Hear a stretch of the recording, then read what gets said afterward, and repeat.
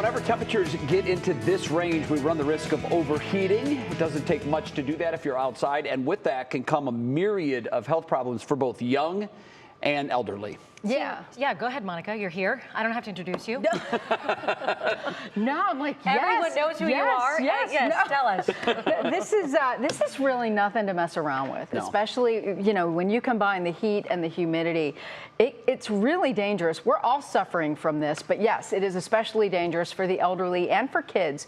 And summer starts next week, so this is not going to be our last heat warning.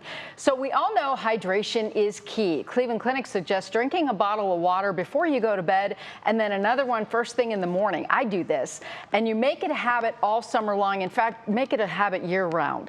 Heat can make us irritable, but if your child is cranky or fatigued while outside playing, dehydration likely the cause. Water is best. Sports drinks and, of course, ice cream can cool them down. But it's really important to pay attention to the heat danger symptoms. When you see a kid that's in the heat and they're vomiting, that's pretty a telltale sign that kid's in trouble, where number one, the first thing you need to do is cool that kid down.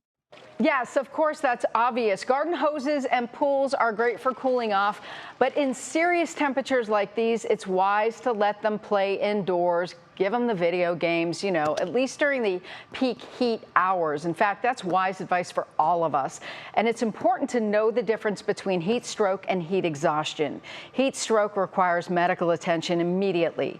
The person may have a headache, confusion. They're not sweating. They might have a rapid heart rate, nausea, or vomiting. Bottom line, if the heat is getting to you, get out of it. And please, I see this all the time. People exercising outdoors at noon. Please don't do that.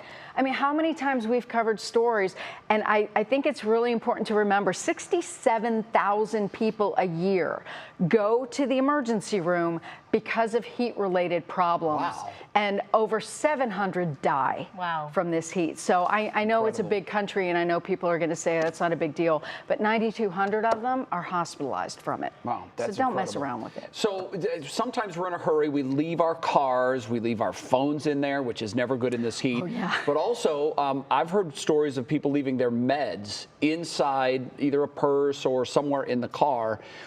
Is there a danger sign when it comes to, are the meds still good? What should folks do in that case? That's a great question. A lot of people do that. So I reached out to the director of Discount Drug Mart Pharmacy Operations, Jason Briscoe.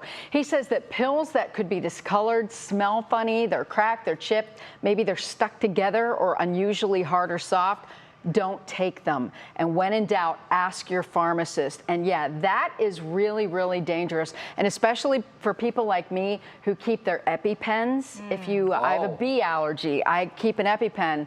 Do not leave it in the glove box in heat like this. All right, very good information. Monica, thank you. Sure. Appreciate it.